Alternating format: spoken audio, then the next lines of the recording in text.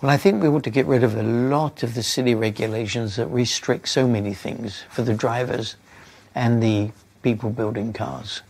It's become an engineer's championship, not a driver's championship. It's the drivers that should be driving the cars. They're the ones that should win the races and get all the credit for doing what they've done. Don't worry, Mr. Ecclestone. Your wish is my command. Right then, guys, it's PSL here, and I'm here for the first episode in my series on Motorsport Manager, the PC game. It has been such a long time coming, but finally I'm going to do a series on this game, and it's going to be just a short one-season series, but it's going to be very eventful and very unpredictable, as I'm sure you can already tell by the title of this video. So we'll head straight on into it, head into a new career.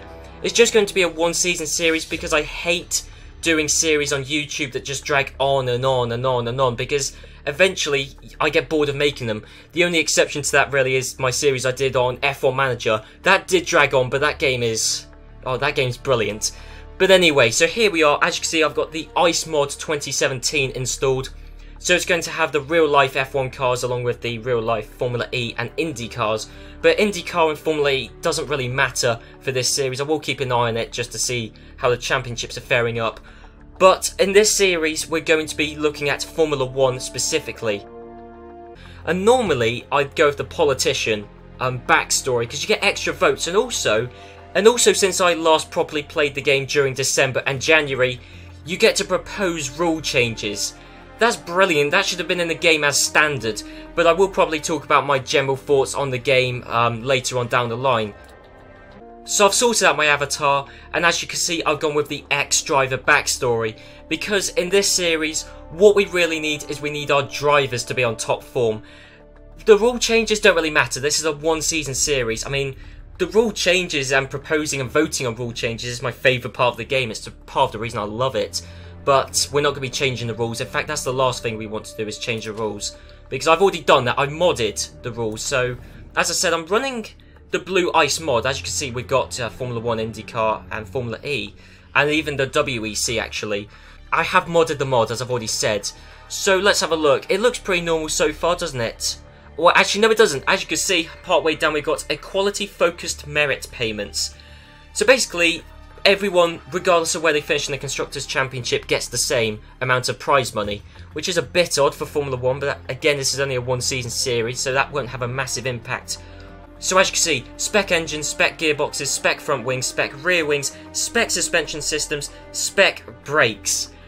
It's all spec parts. So all of the cars are pretty much the same. In fact, we've even got last place bonus payments, which again won't have a massive bearing on this championship. But I just tried to put in all of the rules which will make Formula 1 as equal as possible. But aside from that, it is Formula 1. I haven't messed about with the qualifying format or the points positions. No. I mean, to be fair, these rules are sort of the rules I would go for if I was playing Motorsport Manager anyway, if I was in my main career mode, you know, of Archer BMR. Yeah, almost. Anyway, well, probably, as I said, I'll probably talk about, you know, my strategy on this game later on. So we'll head straight on into it.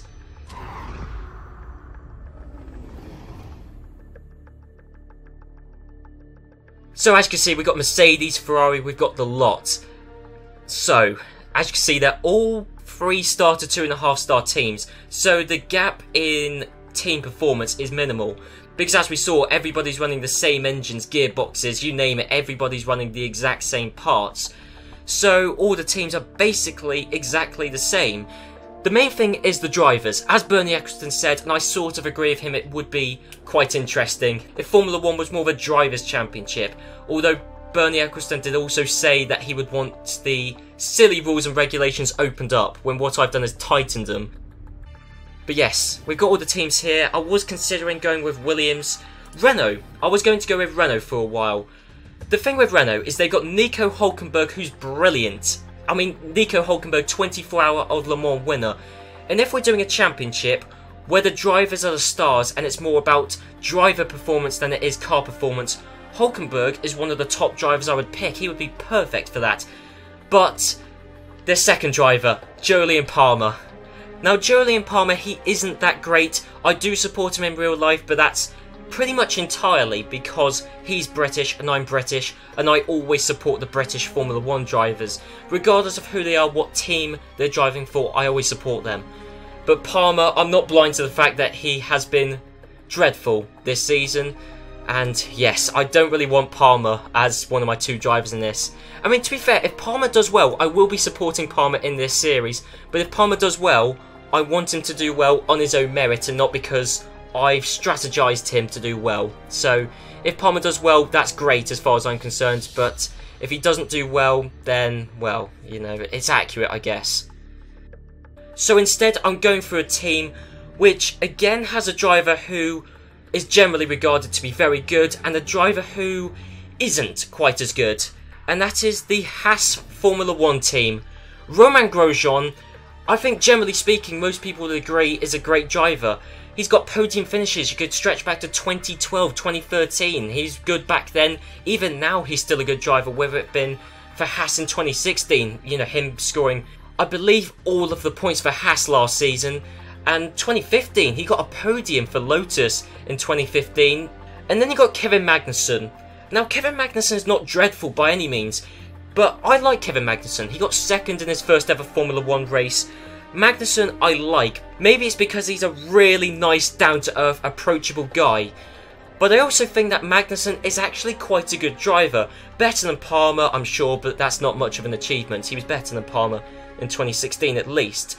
But Magnussen, as I said, he got a podium in his first ever race. Everything since then has been mediocre. But Magnussen and Grosjean is a driver pairing that I would happily have in a season where every car is the same and it's all about the drivers.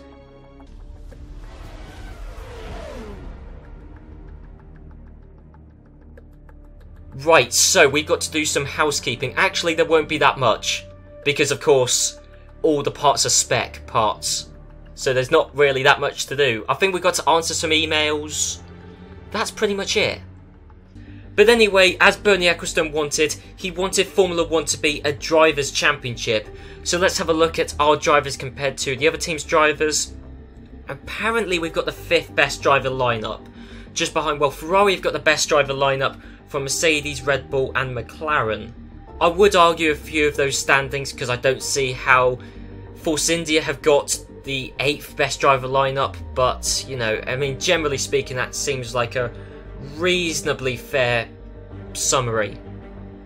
Oh yeah, I nearly forgot about this actually, and the reason I nearly forgot about it is because whilst this is a very key component of the main game, with these rules, it's kind of pointless really. So you can design new parts normally, but because it's spec engines, gearboxes, the lot, because everything is spec, you can't design a new one. But since we can't improve any part at all, we can't progress up the field, and thus, you know, this entire screen basically becomes redundant. And you can also improve parts, but once again this screen is also relatively redundant as well, because you can't improve the performance of the parts because, well, you're not allowed to develop them at all really. You're not allowed to develop the performance at least. You can improve upon the part's reliability, but, well, generally when it's a part which you have to make yourself, the reliability starts off at around 40%, but spec parts always start off at 80% reliability, which is extremely good. So, I mean, 80% reliability is fine. I mean, I'd happily have 80% reliability for the rest of the season. It won't be an issue.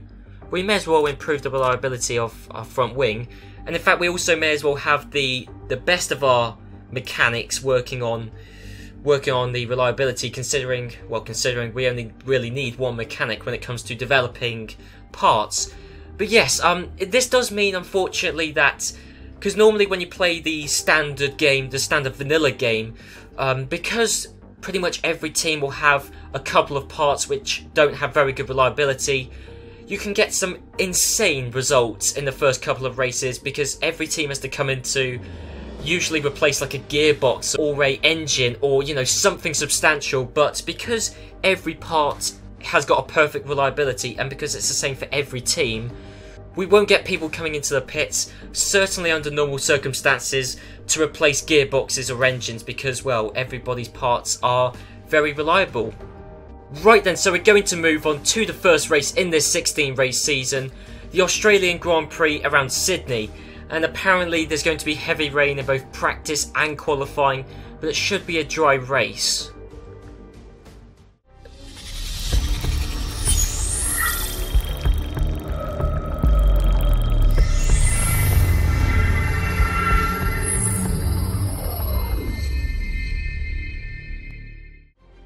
So here we are in Sydney, Australia, and it's dry at the moment. And also, actually, yes, this reminds me, this is why I picked the ex-driver perk at the start and not the politician perk.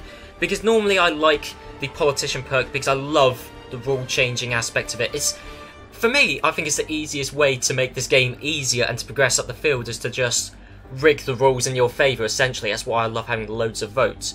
But no, for this series, because we're not going to be changing the rules at all, the ex-driver perk is the best one to have because it improves, I think it said it improved the rate at which the drivers improve their skills, but also I know for a fact it improves the driver's feedback rating, which is going to be very useful when we're trying to find a setup for them here in practice.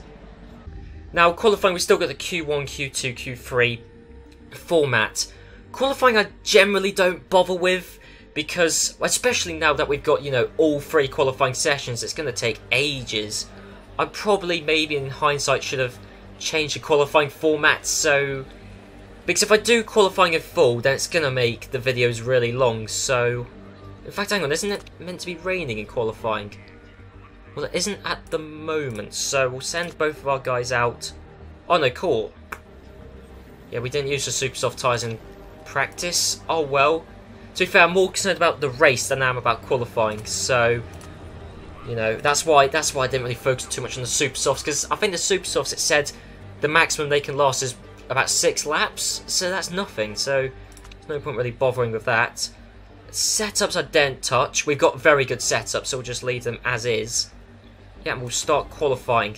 And the first session, at the very least, we'll just simulate, so we'll just see how well it goes. So, we got both of our guys out there, but no one has set a lap time as of yet.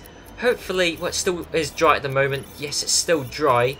Oh, but the rain's coming in now. Hopefully our guy's going to set lap times very soon. Grosjean's put in a time, and so has Magnussen. Crucially, we've both set times before the rain has come on, so we should be safe. I don't imagine anyone's going to be improving, especially as the rain's just kicked back in. So yeah, full wet tyre conditions now. And yeah, I believe we've made it. And the people eliminated... So Ocon, Stroll, Palmer, Raikkonen and Massa. Okay, well there's some slightly predictable eliminations there, but I mean, okay, Stroll's not too much of a surprise, same for Palmer. Ocon, I'd say, is a slight shock, but Raikkonen and Massa, both of those guys eliminated. I think Raikkonen got caught out because, look, he was on the soft tyres. I think, to be fair, I think all of those guys either didn't set tyres on dry tyres, or Raikkonen, except for Raikkonen, who did, but I can only imagine that Raikkonen, when he did his lap on those super soft tyres, the track was wet. So I think, basically, I think all of these guys were eliminated because they did their laps too late. Right, so I guess we'll simulate Q2. If we get through to Q3, I might do Q3, because you can't change the tyres that the guys are using, so... Yeah, I think if we get through to Q3, I'll probably do it, but Q1 and Q2 at the very least I'm going to simulate. So, both of our guys haven't set lap times yet, but Grosjean's in 6th. Magnussen, though, hasn't done all that well. I think everybody will get a chance to do another lap, but it's raining. Okay, well that's good for Grosjean, bad for Magnussen. But actually, look who Magnussen's been eliminated with. Hang on, we've still got a minute left. But I think Magnussen... Well, hang on, we've still got a couple of laps still coming in, but... Yeah, Magnussen, he's eliminated. He's out in 14th, but look who he's been eliminated with. Kvyat, Hulkenberg, Vettel, and Bottas. All of those are relatively decent drivers at least. I mean, Vettel's one of the top 3 drivers currently in Formula 1, and he's been eliminated. Again, it may be something to do with the changeable conditions in qualifying, but Vettel to be eliminated, that's a shock. Although, look at the drivers who have made it in. Van Dorn. Well, Van Dorn I don't really know what to think of, because I thought Van Dorn was brilliant prior to the start of 2017. But the problem is Van Dorn looks bad, because he hasn't scored any points in the championship at the time of me recording this, and, you know, compared to Alonso, he hasn't done very well. But then again, you're comparing Van Dorn to Alonso, and Alonso is arguably the best driver on the grid, so I don't quite know what to think of Van Dorn, but something I can say with more confidence is that I'm very surprised to see both Sauber drivers, Marcus Ericsson and Pascal Wehrlein, have made it through to the top 10. So there you go. Ericsson especially is a massive surprise, but hey, congratulations to him. You see, I hate this. It's just like a balancing act. Yeah, this always happens. I usually get the tyre temps fine and the brake temps, who knows, they're either overheated or too cold generally. But hopefully Grosjean's able to do a decent lap. This is why I wanted to simulate qualifying. Because, because I'm not a massive fan of this system, and also it's going to add length to the video. So with that in mind, I'm going to cut away here. Right, so Grosjean is coming around the final couple of corners. Perez is on pole position at the moment, and Grosjean... Oh, that's close. Grosjean is only 0.04 behind Perez. But then Ricciardo's taken pole position. Actually, that's a good point, which I never really considered this before, but... Yeah, I never really considered this, but with all the cars being equal, we could actually have some very tight gaps in qualifying, although as soon as I say that, Verstappen's just taken pole position by 0.2 of a second. Yep, and it's a good thing I sent Grosjean out right at the start of the session, because it's raining at the moment. It looks like Pascal Wehrlein's been caught out. Well, apparently he was qualifying on some very worn super soft tyres. Not sure why. Ericsson was on some soft tyres. I don't quite know what Sauber are doing, but there's no point going out now because the track's wet and it's going to stay wet for the remainder of qualifying. Yep, so as you can see on the left side, Hamilton and Verstappen, they're not improving in any sector, so I don't know why they went out. In fact, everyone else went out and then instantly came back in, so I have no idea why they left the garage in the first place. That was a completely pointless exercise. So it's Verstappen from Hamilton, Ricciardo, Alonso, Sainz, Perez, Grosjean, Van Dorn, Ericsson and Wehrlein. So we've had some reasonably normal and expected results, but also some very strange off-the-cuff results. I mean, Sebastian Vettel down in 13th has got to be the shock of qualifying. Alright then, so here we are on the grid about to start the Australian Grand Prix, and it's raining. This wasn't forecasted. Admittedly, the forecast had taken before we headed, before we headed to Sydney in the first place, but... Yep, quite a bit of rain. Right, I didn't really... Oh no! Intermediate tyres, yes! I actually did some running on intermediate tyres in practice, so we got the performance increase for those tyres. That's good. Well, luckily I had the foresight to do that, even though that was kind of an accident. So then here we are. The lights are going on for the 2017 Australian Grand Prix, and it's underway. And it looks like, well, Grosjean's done okay, but Magnussen, it looks like he's about to lose a few... Oh no, sorry. For some reason I thought Magnussen was in 9th, but actually Magnussen has lost a load of places, yet Magnussen has been swamped, completely swamped. And Magnussen is down into 20th. I guess the other people are... Not really, the other people aren't necessarily pushing much more than us. Actually, we'll let the drivers be in charge of their own ERS. I'll let them do that. I'm sure Grosjean knows what to do better than me. 4 wide going into that hairpin. Unbelievable. See, this is the racing we need in Formula 1. This is why Bernie Ecclestone said that Formula 1 should be a driver's championship. Well, I know he's not the only one who has said that. Loads of people have said that for a long time, that Formula 1 should be about the drivers and not about the cars. But, I mean, look at this. This has produced some very exciting racing, and what, we've only done half a lap. You raise a good point, Grosjean. We could fit on the wet tyres, but it's about to start getting drier soon. So I'll tell you what, if anybody does fit on the wet tyres, they're stupid, because the wet tyres will be better for the next lap or two, and then it'll be back to intermediate tyre conditions again. One thing I'm worried about is our tyre wear is slightly... Well, we've worn down slightly more of our intermediate tyres than everyone else has, so... Well, who knows, later on down the line that might come to bite us, but... Well, I mean, at the moment, Magnussen's in 20th, so he hasn't got anything to lose anyway. Right, hang on. I saw some people were in the pits, as Grosjean has re-overtaken Van Dorn, actually, to take 8th place. I saw some people in the pits, but, Ricciardo's fitted on the super soft tyres, and Massa's fitted on the softs. But it's still wet weather tyre conditions. Everyone's braving it out on the intermediates because you won't gain any time from going on the wets. And I get that there will be dry tyre conditions soon, but not for, what, 5 laps time? So I don't know what Ricciardo and Massa are doing. Ricciardo, where did he I think Ricciardo qualified 4th. Ricciardo was a genuine contender for this race win, and, well, he's blown it. Right, well, this is getting interesting. We've got a few people who have fitted on the dry tyres. Bottas is the leading dry tyre runner, but look at him, he's hardly moving. He's losing, I mean, just look at the left-hand side, he's losing time all the time.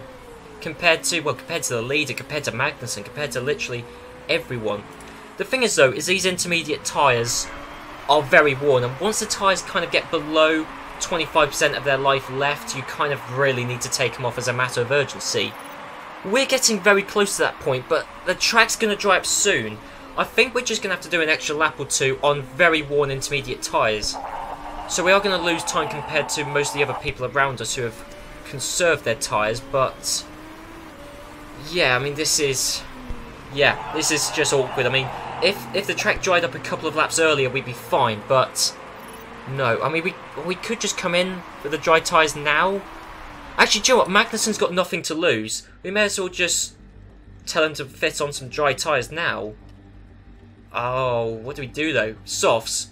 We'll go down the middle. I think we could do soft and super soft.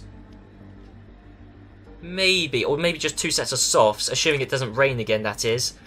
We won't recharge the battery, not at this early stage, because that could disable ERS, and that's very helpful for overtaking people. So Magnussen will come in.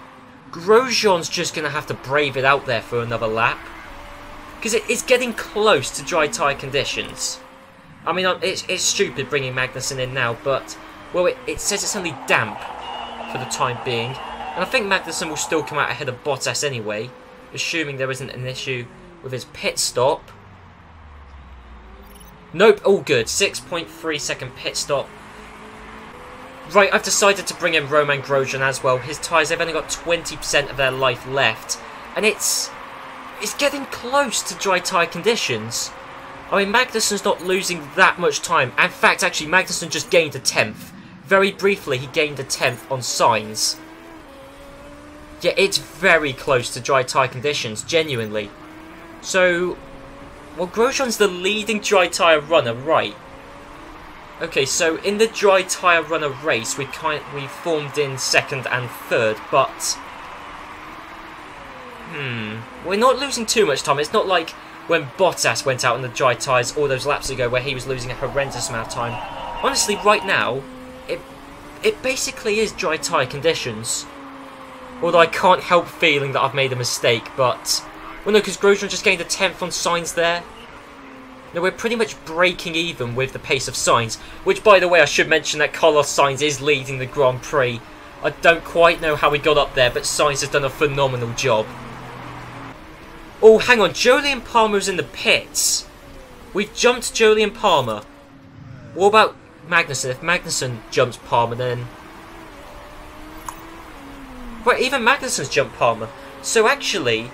I mean, we brought Magnussen in really early, but I think we actually might have made the right decision. Yeah, because, I mean, now it's effectively dry tyre conditions, and everyone else, not only are they on intermediate tyres, they're on extremely worn intermediate tyres. Yeah, this could actually play out quite nicely for us. Right, we've got a load of people in the pits. It looks like most people are fitting on the medium tyres, which is what I would do if I was them. And Grosjean has set the fastest lap of the Grand Prix. So, actually, Grosjean's 10 seconds behind Sainz, but Sainz was leading. Magnussen has now set the fastest lap of the Grand Prix. Right, so, okay, so the top 5 who are still on intermediate tyres, we're definitely going to be gaining time on them. So we might actually jump a few of them. The thing is, though, is the people who are on the medium tyres, unless it rains again, which is going to, I was going to say, the people on medium tyres, I don't expect to have to come into the pits again, whereas us on the softs, we're definitely going to have to. But as you can see on the forecast, it's going to start raining again at some point. So, this could have worked out brilliantly for us. I mean, Grosjean might finish, what, 2nd, 3rd? Well, let's have a look. I mean, the remaining top 5 are going to come into the pits now. And, well, Sainz has taken the lead. Hang on! No way! No way! Those people Well, on the I mean, it's dry tyre conditions. It's dry tyre conditions. They were on intermediate tyres, and they've just fitted on the wet tyres. I mean, I appreciate it's going to start raining soon, but it's not raining now. And anyway, if they pitted onto dry tyres, they would have been in the same position as everyone else. Now, I mean, who's done it? Hamilton, Perez, and Verstappen. I mean, I don't know whether it's their decision or their team's decision, but they've all made horrendous mistakes. Look how slow Hamilton's going. He's the leading wet tyre runner. And I mean, even when it does rain, it's going to be intermediate tyre conditions for a good few laps before it gets to wet tyre conditions. Well, this has worked out brilliantly. Romain Grosjean is in second place this Grand Prix, and he keeps setting fastest laps, so he's ever so slightly catching up with Sainz. Raikkonen is in third, and Magnussen not doing quite as well, but bearing in mind, Magnussen was in stone dead last for a while, and now he's in 10th. I mean, look at this. This is ridiculous. This is how insane this race has gotten. Because remember, Bottas fitted on the dry tyres when it was still wet. He's only just past Hamilton, who's fitted on the wet tyres when it's dry. And in fact, look at his wet tyres. They've only got 62% of their life left. I think he genuinely might have to come in for another set of wet tyres before he gets wet. Which just proves comprehensively that he's made a horrendous mistake along with Perez and Verstappen. Because, I mean, I think Palmer, yeah, it's only the top 12 who have really made sensible strategical decisions, because everyone else has gone insane. It has started raining again, but essentially it's just the top 12 who have made sensible decisions against everyone else. Right, so I've just told Grosjean to come into the pits for some intermediate tyres. It's looking like Sainz isn't coming in yet. Now this would be brave if he doesn't come into the pits. Very brave, because we're coming into the pits for intermediate tyres, but I know in a couple of laps' time we're going to have to fit on the wet tyres anyway. Oh, we should have just done what everyone else did. Just then we didn't lose time, because Grosjean's got a lot to lose. He was in second place. And also, right, we charged the battery. Okay, in Grosjean's car. Well, Grosjean's in 10th, as it stands. And then Magnussen's in 12th, yeah, because of course, I mean, everyone behind 12th is, well, miles behind. I mean, look, Bottas is on the dry tyres now when it's wet, so some things never change, but, well, I mean, everyone else ahead of us is on dry tyres, so we're going to be catching them at quite a rate, and it's just a case of whether we can catch, I mean, it's just a case of how much ground we can make up before we all have to fit on the wet tyres, but, I mean, at the moment, Grosjean is flying. Right, Ericsson has stayed out. That's extremely brave. And in fact, Ericsson nearly rammed Grosjean off the road there. Magnussen is in 12th, soon to be, well, it's 8th at the moment. Although, well, look, yeah, pretty much everyone behind is on wet tyres. We might not need to fit on the wet tyres. I'm looking at it, and the track doesn't get a great deal wetter than it is now. And if we fit on the wet tyres, we're just going to get humiliated. Because I mean, where will we end up? I don't know, like 8th? We'll bottom end of the points. Whereas if we brave it out on the intermediate tyres, we could still win. But say by the end of the race, it will... it pretty much is wet tyres conditions for the remainder of the race. Magnussen will definitely keep out on the intermediate tyres just because he's got nothing to lose. Am I going mad? But Alonso, oh no, Alonso and that lot haven't pitted yet. But Alonso, Raikkonen and Ericsson, Hulkenberg and Palmer, it's raining, it's wet weather conditions, it's soaked. Officially it is definitely wet weather tyre conditions now. And they're still on dry tyres. Right, well here's where... Well, hang on. Magnussen's jumped up into 3rd, right, so... Okay, right, so we're in 2nd and 3rd. But officially, from here on in, it's going to get tricky. Everyone else is on the wet tyres. We're on the wrong tyres now, but... yeah, it doesn't get worse than this. The track is going to ever so slightly dry up from here on in, so...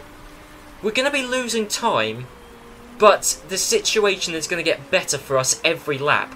But 2nd and 3rd, I mean, Grosjean especially, Grosjean's 13 seconds ahead of his teammate, and Magnussen isn't quite under pressure yet. So for now, things are still looking good, at the very least for Grosjean. Magnussen, he's been passed by Kvyat. Actually, I've just realised, the battle for the top positions is actually a Haas versus Toro Rosso battle. Who would have predicted that? Haas versus Toro Rosso. You see, that's the sort of battle you're not going to get in Formula 1 currently. Not when Formula 1 is just it's just a competition of engineers. It's really a competition of money. You wouldn't get the Red Bull B team and Haas, which is just a privateer team. You wouldn't get them as the top two quickest teams, but, you know, in this series, that's exactly what we are getting. Yeah, Magnussen's been passed by Alonso as well. Alonso, I thought, was doomed when I saw him, when it was officially wet weather tyre conditions, and I saw him on the mediums. I thought Alonso's race was doomed. But he's in 4th. Alonso I expect to do very well this series, because, I mean, let's not forget, these are the rules which are going to play to Alonso's strengths, because Alonso's a brilliant driver, but in F1 now he's just stuck with, you know, a rubbish car. Not only a rubbish car, I mean, it's slow and unreliable. But Alonso, considering now he's basically in the same car as everyone else, this is going to play to Alonso's strengths of, you know, being a decent driver, and I think Alonso, well, he could easily be a championship contender, you know, even possibly the championship winner. Right then, very soon it should become intermediate tyre conditions, but it's not for the time being, as Danny Kvyat is going to try and make it a Toro Rosso 1-2. Grosjean used some of his limited ERS there to defend, but I mean, it's getting more and more towards intermediate tyre conditions. It's close. I mean, when the checker flag drops, it might just about be intermediate tyre conditions, but essentially the gap between the intermediate tyres and the wet tyres isn't too great, so Grosjean might be able to defend 2nd place. Magnussen, I mean, he's got a tough time, hasn't he? He's in 10th. Hopefully he can score a point, but it's going to be tricky for him. Grosjean, though, Grosjean, he has been an absolute star. In fact, actually, I think it is intermediate tyre conditions, because look, if you look on the left-hand side, the gap between Grosjean and Sainz, it's closing down slightly. Well, it was just then, or it's just extended back up, but Magnussen's made a place. Yeah, it's intermediate tyre conditions. This is exactly what I said. I said that I wanted to keep on the intermediate tyres because, I mean, Grosjean especially had a lot to lose if we came into the pits. That extra time, because I wanted to stop twice like everyone else, and it looks like it's going to pay dividends. So Carlos Sainz is coming across the line to win the Australian Grand Prix. Grosjean was catching up at a rate of about 2 seconds a lap, I think, come the end. Yeah, Alonso's nowhere near him. In fact, Fernando Alonso has taken 3rd place, but Romain Grosjean, one of my 2 drivers, driving for Haas, has taken 2nd, and Fernando Alonso, why am I not surprised? He's taken the final podium place. That's exactly what you'd expect. Alonso, he's a phenomenal driver. He's going to take a decent finish. Magnussen nearly took 8th come the end. If there were a couple more laps in that race, we would have got a much better finish. Well, Magnussen would have done at the very least, but well, that was a strange race. I mean, eight of the drivers didn't really do a sensible strategy. I mean, look, Ricciardo, Massa, Verstappen, Vettel. Bottas was the best of the people to have done a stupid strategy. But there you go, Carlos Sainz driving for Toro Rosso is the race winner here in Australia. Oh no, McLaren, they've actually got 2nd. Toro Rosso, who would have expected this? This is the sort of thing which would only have happened when all of the cars are equal, is that Toro Rosso would be leading the Constructors' Championship. Or I should say the Teams' Championship. It says the Teams' Championship there, and I guess it is, because what are we constructing? Nothing. The chassis, I guess, but you know, I mean, the aerodynamic package, suspension, gearbox, we're not constructing that anymore. That's supplied to us by the Championship. So I guess it really is a Teams' Championship. Right, well, since it's popped up, here are the IndyCar results. I don't know why it says the Asia Pacific Super Cup. That might have something to do with me and my custom rules. Although it shouldn't, because I'm just thinking about it, and the database file which I used as a template, I took from the ICE mod, so I don't know why it says the Asia Pacific Super Cup, but anyway, we'll just look at the logo, IndyCar, and James Hinchcliffe is currently leading the Drivers' Championship. I'm not going to pretend to say I know anything about IndyCar. I mean, I've only ever watched one IndyCar race, and that was this year's Indy 500.